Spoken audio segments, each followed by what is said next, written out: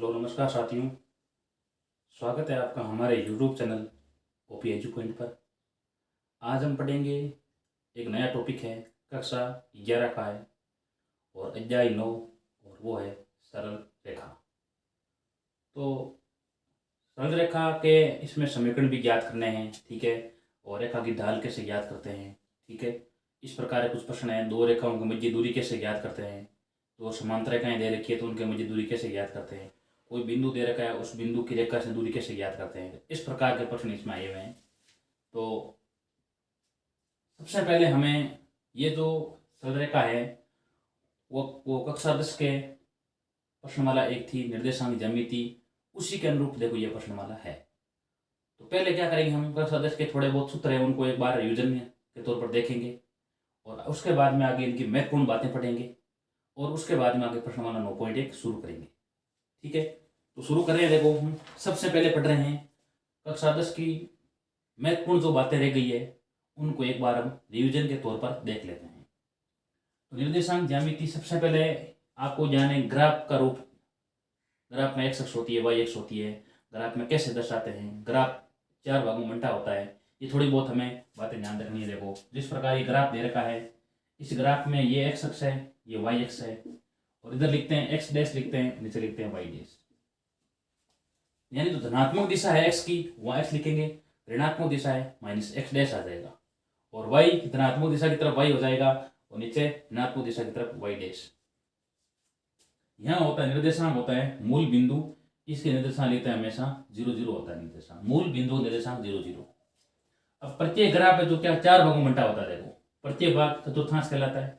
ये प्रथम चतुर्थांश है, ये सेकंड चतुर्थांश है, ये थर्ड चतुर्थांश है, और ये फोर्थ चतुर्थांश है।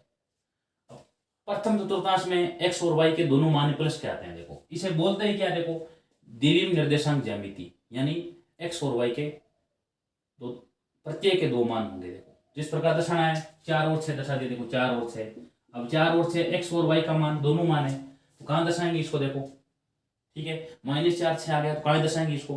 तो ध्यान ये रखना है कि प्रथम चतुर्थांश में दोनों मान आते हैं प्लस के, एक्स का मान प्लस का और वाई का मान प्लस का, तब आप प्रथम में दर्शा दो। एक्स का मान माइनस का, वाई का मान प्लस का है, सेकंड में दर्शा दो। दोनों मान माइनस का है, थर्ड में दर्शा दो। और एक्स का मान प्लस का, वाई का मान माइनस का, तो आप चतुर्थ चतुर्थांश में दर्शा दो। ये बातें आपको ध्यान रखनी है। सबसे पहले यही है, देखो ग्राफ किस प्रकार दर्शाते हैं। अब ग्राफ में दर्शाना आना चाहिए। देखो ठीक है, जैसे 4 और 6 दर्शाना, तो 4 हो जगह दर्शाएंगे। देखो यहाँ 0 है, यहाँ 1 है, यहाँ 2 है, यहाँ 3 है, और यहाँ 4 है, यहाँ 4 हो गया। वाई का मान देखो 6 है, तो 1 2 3 4 5 6। अब ये दोनों मान कहाँ मिल रहे हैं, देखो 4 और 6, देखो 4 ये और यहाँ 6 दोनों यहाँ मिल रहे हैं, तो यहाँ दर्शा देंगे 4 और 6। इस प्रकार आपको ये ग्राफ में थोड़ा बहुत दर्शाना आना चाहिए। क्लास 10 की बातें महत्वपूर्ण बातें हैं, ठीक है। उसके बाद में हमने देखो प्रश्नमाला 7 में पढ़ा था, देखो निर्देशांक ज्यामिति बारे में पढ़ा था, वो उनको एक बार और देख लेते हैं। देखो ठीक है, बिंदु P दे रखा है, वे Q दे रखा है x2 और y2, यानी x1 क्या दे रखा है, P दे रखा है x1 y1, और x2 दे रखा है x2 और y2 के बीच की दूरी आपको कह दिया जाए, इनके बीच की दूरी ज्ञात करो। बीच की दूरी PQ बराबर √x2 माइनस x1 की घात 2 प्लस y2 माइनस y1 की घात 2। ये सूत्र होता है दो बिंदु के बीच की दूरी का सूत्र। अब ये देखो, ये बिंदु 4 6 लिख दिया, एक बिंदु यहाँ दिया गया है, पूछ लेते हैं कि बीच की दूरी ज्ञात करो, तो बीच की दूरी इस सूत्र द्वारा ज्ञात कर सकते हैं। ठीक है, उसके बाद में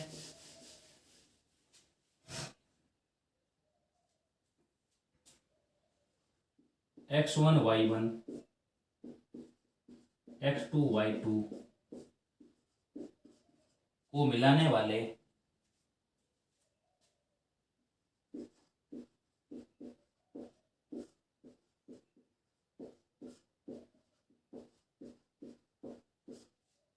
बिंदु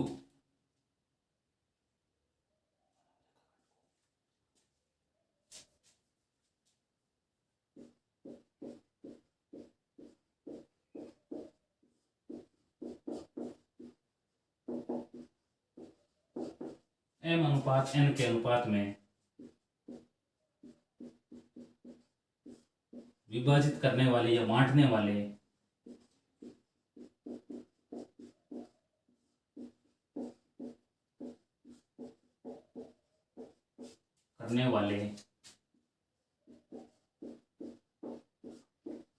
बिंदु के निर्देशांक।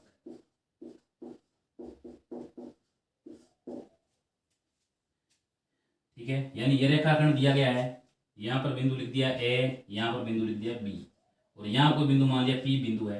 ये पी क्या कर रहा है, इन ए बी को m अनुपात n के अनुपात में बांट रहा है। ठीक है ना, इधर वाला भाग m है, इधर वाला n मान लो आप, m अनुपात n। ये दे दिया x1 और y1 है। ठीक है, ये लिख दिया है x2 और y2। अब p का निर्देशांक कैसे ज्ञात करेंगे, देखो p बराबर में होता है m x2 n x1 बट्टे m प्लस n। ये होता है x का निर्देशांक, x का मान से ज्ञात, x बराबर m x2 plus n x1 बट्टे m प्लस n। यहाँ पर m1 m2 भी आ सकता है। ठीक है, कैपिटल M स्मॉल a भी आ सकता है। कैसे लिख सकते हैं, देखो y बराबर में m y2 plus n y1 बट्टे m प्लस n। इस प्रकार से x और y का मान याद किया जाता है। अगर आपको कह दिया जाए x1 y1, ये देखो 2 नंबर पॉइंट ये है, 3 नंबर पॉइंट यहाँ, x1 y1 व x2 y2 को मिलाने वाले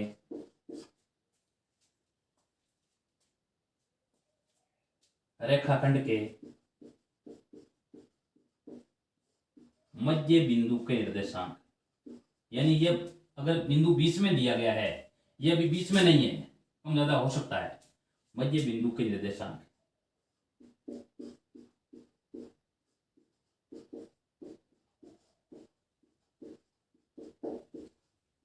ठीक है, तो यहाँ पर देखो जिस प्रकार रेखा दी गई है, इस रेखा में यहाँ पर मान लिया बिंदु ए है, यहाँ पर बिंदु बी है, यहाँ पर मान लिया x1 और ये y1 है, और इधर है x2 और y2। ठीक है, यहाँ पर बिंदु कोई मान लिया p बिंदु है। ये p क्या कर रहा है, इन दोनों को बराबर भागों में बांट रहा है, मध्य बिंदु है। तो m अनुपात m n का मान 1 होगा, दोनों का 1 हो जाएगा। सूत्र में यहाँ मान रख देंगे, देखो यहाँ m का मान 1 है, n का मान 1 है, तो x का मान आ जाएगा यहाँ पर x1 गुणा 1 x1 ही होगा, x2 गुणा 1 x2 ही होगा, तो मान आ जाएगा x1 प्लस x2 बट्टे और 1 प्लस 1 2 आ जाएगा। y का मान याद करते हैं, 1 गुणा y2 प्लस 1 गुणा y1 बट्टा 1 प्लस 1 2, y का मान आ जाएगा y1 प्लस y2 बट्टे 2। ये होता है किसी रेखाखंड के मध्य बिंदु के निर्देशांक ज्ञात करने का सूत्र ये होता है। यह सूत्र इसी के द्वारा प्राप्त हुआ है। यहाँ पर हमने m और n का मान दोनों का एक एक रख लिया, क्योंकि अनुपात 1 अनुपात 1 बांट रहा है। मध्य बिंदु होता है ना, इसका अर्थ क्या हो, बीच का बिंदु है, तो आ जाएगा x बराबर x1 प्लस x2 बट्टे 2, y बराबर y1 प्लस y2 बट्टे 2। ठीक है, ये देखो 3 बातें हमें रिवीजन के तौर पर दी है। इसके बाद में एक और लिख रहे हैं, देखो वो है त्रिभुज का क्षेत्रफल। जैसे a लिख दिया, निर्देशांक x1 y1 लिख दिया, b लिख दिया निर्देशांक x2 और y2, c लिख दिया x3 और y3 को मिलाने वाले से बनने वाले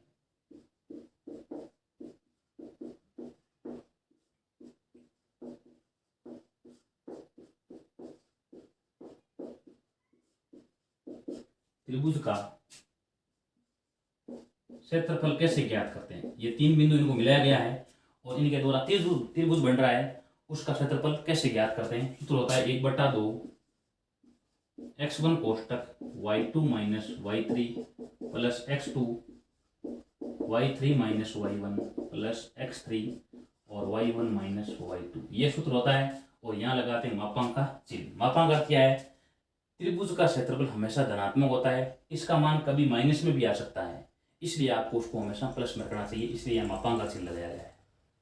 अब एक बात देखते हैं, यहाँ x1 गुणा में लिखता है या x2 लिखता है या x3 लिखना है। ठीक है, कोष्टक में y2 माइनस y3, वापिस y3 लिखो, y3 माइनस y1, या अंत में y3 है तो वहाँ y3 लिखो, या y1 है तो y1 लिखो, इस प्रकार। और यहाँ x1 आ गया तो यहाँ कोष्टक में y1 नहीं आएगा, x2 आ गया तो y2 नहीं आएगा, x3 आ गया तो y3 भी नहीं आएगा। इस प्रकार एक बात ध्यान रखनी देखो। ठीक है, उसके बाद में यदि ये दो तीन बिंदु दे रखे ए बी सी सरेखी है, सरेखी का अर्थ क्या होता है? सरल रेखा में, सरल रेखा सरेखी है तो क्या होता है? तो त्रिभुज का क्षेत्रफल बराबर में होता है 0 होता है। यानी अगर तीन बिंदु सीधी रेखा में दिए गए हैं, सरेखी के तौर पर दिए गए हैं, तो उस समय उनके द्वारा त्रिभुज का निर्माण नहीं होगा, और त्रिभुज का निर्माण नहीं होता है ना, तो उनका क्षेत्रफल भी क्या होता है? इसका 0 आ जाता है। ठीक है, देख सकते हैं, देखो ये तीन बिंदु है, ए, यहाँ पर बी, सी। अब देख सकते हैं इनके द्वारा यहाँ पर कोई त्रिभुज का निर्माण नहीं हो रहा है, यानी ये तीनों एक सीधी रेखा में है। ठीक है, तो इसलिए इनका क्षेत्रफल क्या होगा? देखो यहाँ पर 0 होगा। यहाँ निर्देशांक अगर दे रखे हैं आपको ए बी सी और तीनों बिंदु सरेखी है, तो अगर हम क्षेत्रफल ज्ञात करना चाहेंगे तो क्या आएगा? इनका 0 आएगा। ये देखो दो तीन बातें हमने पढ़ ली है रिवीजन के तौर पर, ये बातें हमें ध्यान में होनी चाहिए। इसी के आधार पर हम जो आगे कक्षा 11 एक प्रश्नमाला है 9 सरल रेखा, वो इसी आधार पर देखो तैयार होती है आगे। तो शुरू कर रहे हैं। देखो सबसे पहले हमारा पॉइंट है रेखा की ढाल कैसे ज्ञात करते हैं। देखो रेखा की ढाल,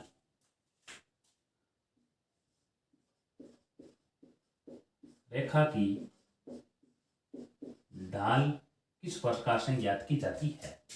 ये देखो एक ग्राफ द्वारा ग्राफ बनाई गई है, ये x है और ये y रेखा है। अब यहाँ पर देखो ये रेखा, ये एक रेखा खींची गई है, अब इसकी हमें ढाल ज्ञात करनी है। अब एक बात देखना, देखो इस रेखा द्वारा x अक्ष की धनात्मक दिशा के साथ में बनाया गया कोण क्या होता है? थीटा होता है। और ऋणात्मक तरफ बनाया गया कोण क्या आ जाएगा? 180 माइनस थीटा आ जाएगा। अब ये क्या है? देखो थीटा है, और ये क्या है? इसकी ढाल है। ढाल क्या होती है? किसी रेखा की x अक्ष की धनात्मक दिशा के साथ में बनाया गया कोण क्या होता है? वो रेखा की ढाल कहलाती है। तो ढाल इसी कैसे ज्ञात करेंगे? ढाल को लिखते हैं m बराबर में हो जाता है टेन थीटा। m बराबर में क्या होता है? Tan theta. एक याद रखना है, थीटा का मान क्या होना चाहिए? 90 नहीं होना चाहिए। थीटा का मान 90 होता है ना, तो टेन 90, और टेन 90 का मान अनंत होता है, ये परिभाषित होता है, इसलिए थीटा का मान 90 नहीं होना चाहिए, और थीटा का मान हम कुछ भी दे सकते हैं। ठीक है, ये तो सबसे पहली है। उसके बाद में 2 नंबर रेखा की ढाल ज्ञात करना एक और है, रेखा की ढाल ज्ञात करना यदि रेखा पर 2 बिंदु दिए गए हैं या 2 बिंदु के निर्देशांक दिए गए हैं, 2 बिंदु के निर्देशांक या 2 बिंदु दिए गए हैं,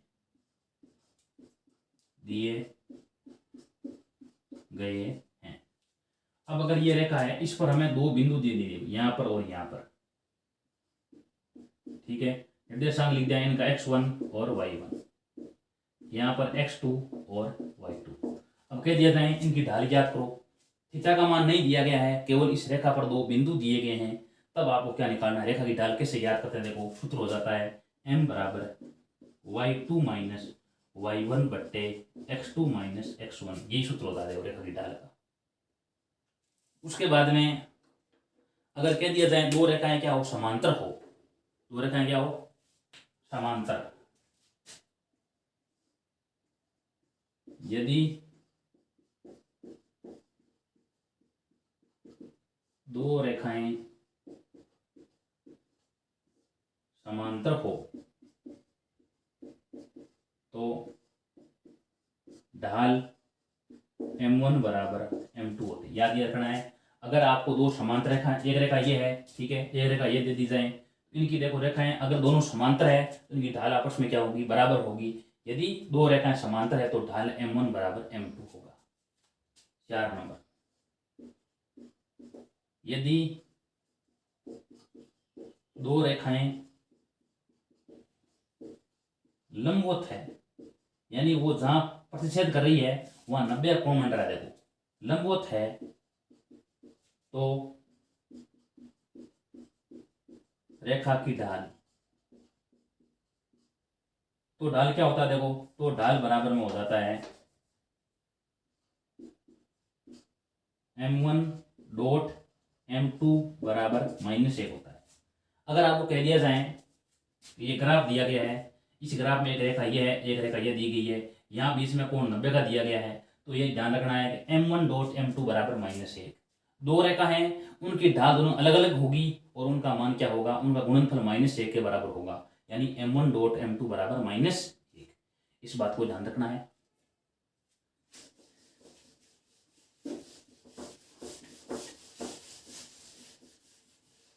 उसके बाद में हमारा आगे वाला पॉइंट है दो रेखाओं के बीच का कोण कैसे ज्ञात करते हैं। बीच का कोण, दो रेखाओं के बीच का कोण किस प्रकार से ज्ञात किया जाता है। ठीक है, एक रेखा देखो इस प्रकार यहां से आई गई है, एक रेखा ये आई हुई है। अब इसमें पूछा जाए इस कोण का मान क्या होगा। देखो तो कोण का मान अब ये जानना चाहिए। देखो ये क्या है, देखो इस रेखा की ढाल है m1 है, इस रेखा की ढाल m2 है, और ये जाने ये कौन सी अक्ष है, x अक्ष है, और ये y अक्ष है। देखो ये x अक्ष है, ये y अक्ष है, और ये रेखा इसकी ढाल m2 है, इसकी ढाल क्या है देखो m1 है। पूछ ले जाए अगर रेखाओं की ढाल m1 m2 है तो उनके बीच में कोण क्या होगा। यानी कोई रेखा आपस में एक दूसरे को एक बिंदु पर कट रही है तो उनके बीच में कोण बनेगा। ठीक है, अगर 90 का बनेगा तो m1 डॉट m2 बराबर -1 होगा, और 90 का अगर नहीं बन रहा है तो उनके बीच में कोई कोण तो बनेगा ही। तब क्या निकालते हैं, देखो कोण का मान कैसे निकालते हैं, m2 माइनस m1 बट्टे 1 प्लस m1, ये होता है देखो दो रेखाओं के बीच का कोण। इस प्रकार से ज्ञात किया जाता है दो कोण।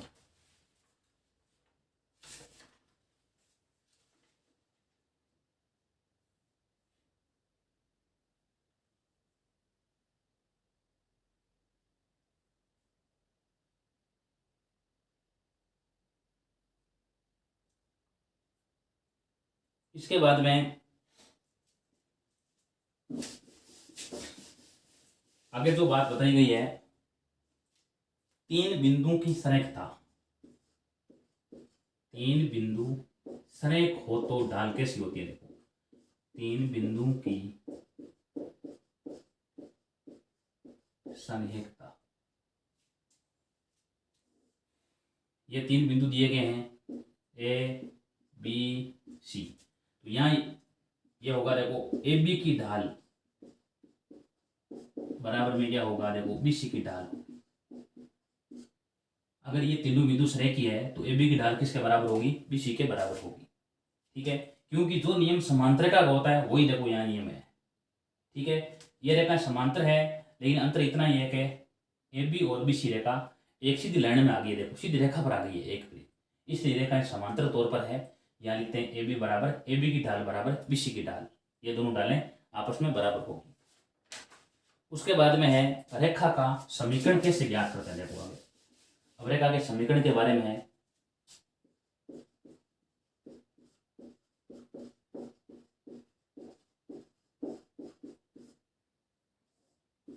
ये एक्स अक्ष है, ये वाई अक्ष है, एक्स अक्ष है और वाई अक्ष है। अगर देखो इस एक्स अक्ष के समांतर आपको दे दिया जाए इस रेखा का समीकरण क्या होगा। देखो इस रेखा के समांतर यानी एक्स अक्ष के समांतर रेखा दी गई है तो उनका समीकरण क्या होता है। अगर वाई अक्ष के समांतर दी गई है तो उनका समीकरण क्या होता है। देखो अब एक तो देखो इस एक्स अक्ष की धनात्मक दिशा की तरफ है और एक ऋणात्मक दिशा की तरफ है। अब ध्यान ये होना चाहिए इस पर x का मान सब जगह अलग अलग है। देखो यहाँ पर जिस प्रकार 4 है तो यहाँ पर भी 4 है, यहाँ पर 2 है तो यहाँ पर भी 2 है, यहाँ -4 है तो -4 है, अलग अलग मान है, लेकिन y का मान यहाँ सब जगह समान है। तो समीकरण क्या होगा इसका, y बराबर a, y बराबर a होगा। नीचे y है ये ऋणात्मक दिशा की तरफ है तो y बराबर क्या आ जाएगा माइनस है। ठीक है, यहाँ आपको जाने यहाँ 0 है तो यहाँ कुछ ना कुछ मान तो होगा ही। अब यहाँ देखो, चाहे यहाँ देखो, कहीं देख लो, y का मान सब जगह समान रहेगा, इसलिए धनात्मक दिशा तो y बराबर a, ऋणात्मक है तो y बराबर माइनस a। अब यहाँ देखते हैं, देखो यहाँ x का मान सब जगह समान, देखो यहाँ देखो y का मान अलग अलग होगा, देखो y का मान इस रेखा में ऊपर जाएंगे बढ़ता जाएगा तो यहाँ पर बढ़ता जाएगा, देखो नीचे जाएंगे तो घटता जा रहा है, उस लाइन में भी घटता जाएगा, लेकिन x का मान सब जगह समान होगा। देखो यहाँ 4 है तो कहीं देख लो रेखा पर, देखो ऊपर नीचे कहीं देखो 4 आएगा, तो इसका समीकरण क्या होगा, x बराबर a। ये ऋणात्मक दिशा की तरफ है तो x बराबर क्या आ जाएगा माइनस a। ये 4 समीकरण याद रखना है। x अक्ष के समांतर है और y अक्ष के समांतर है तो उनके रेखाओं के समीकरण क्या होते हैं, देखो। ठीक है, उसके बाद में है बिंदु ढाल रूप।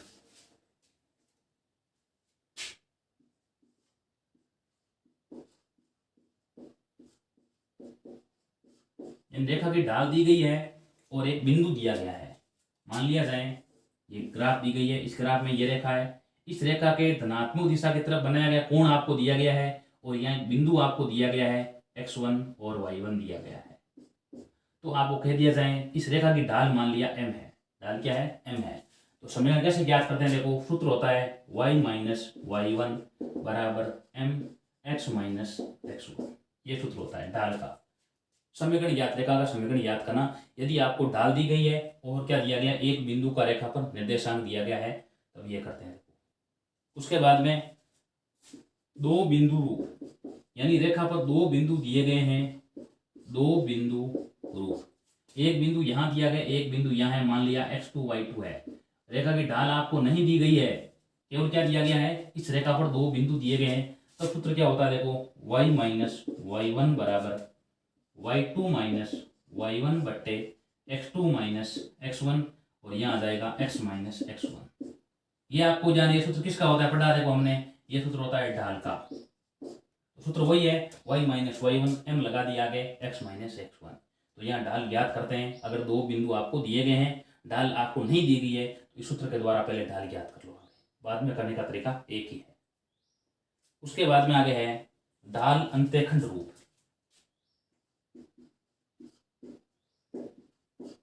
ढाल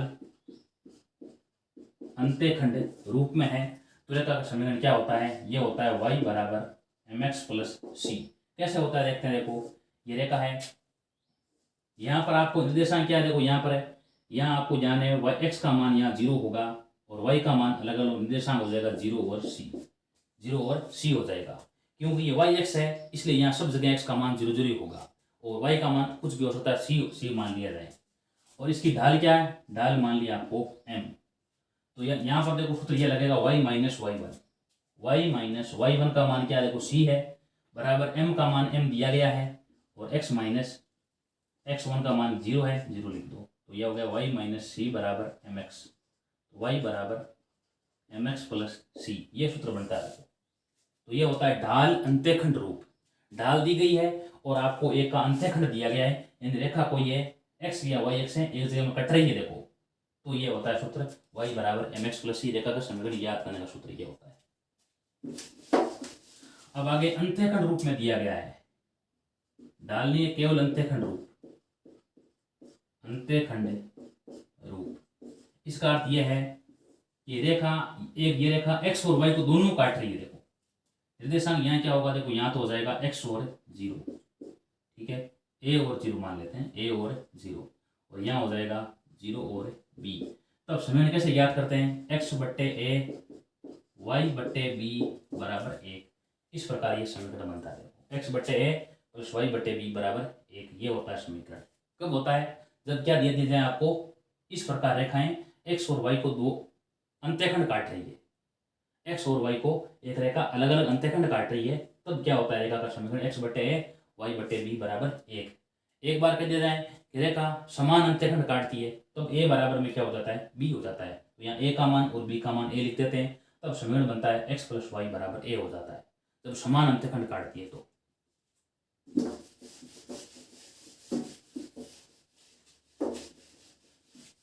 इसके बाद में आगे 6 नंबर पॉइंट, 6 नंबर में है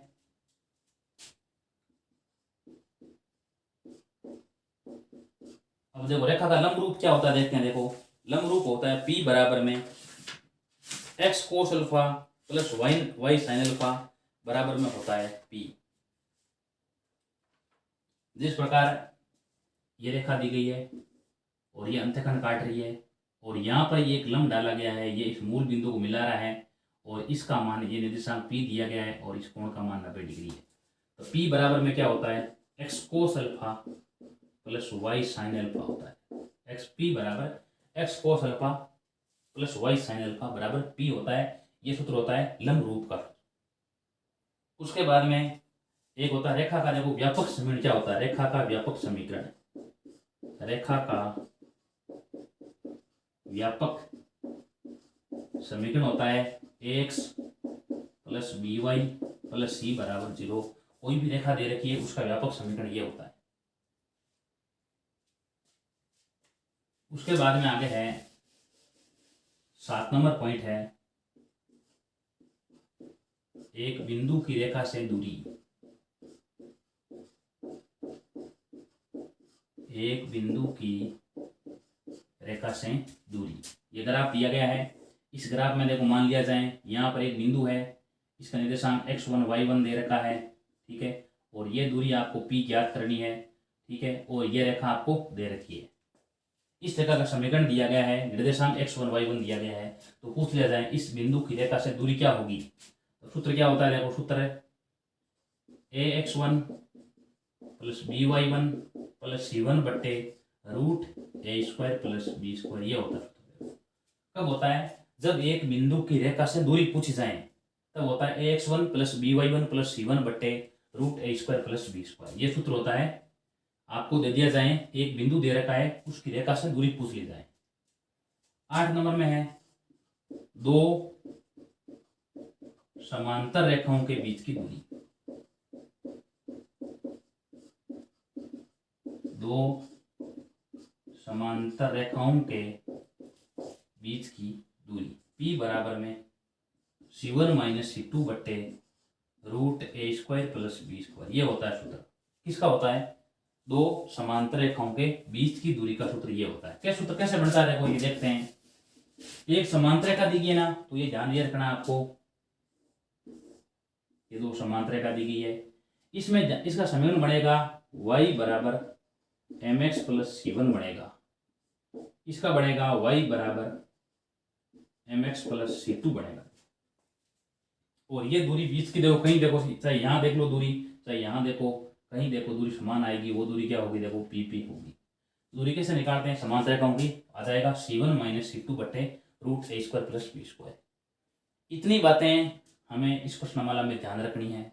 इतनी बातें अगर समझ में आ गई है, ठीक है, तो हम प्रश्नमाला 9 है जो आराम से कर सकते हैं। देखो ठीक है, इसके बाद में आगे वाली वीडियो में 9.1 शुरू करेंगे। आगे 9.2 भी प्रश्न, जो भी प्रश्न है सारे करेंगे। देखो वीडियो अच्छा लगा तो वीडियो को लाइक कीजिए, शेयर कीजिए, कमेंट कीजिए और इस चैनल को सब्सक्राइब कीजिए। धन्यवाद।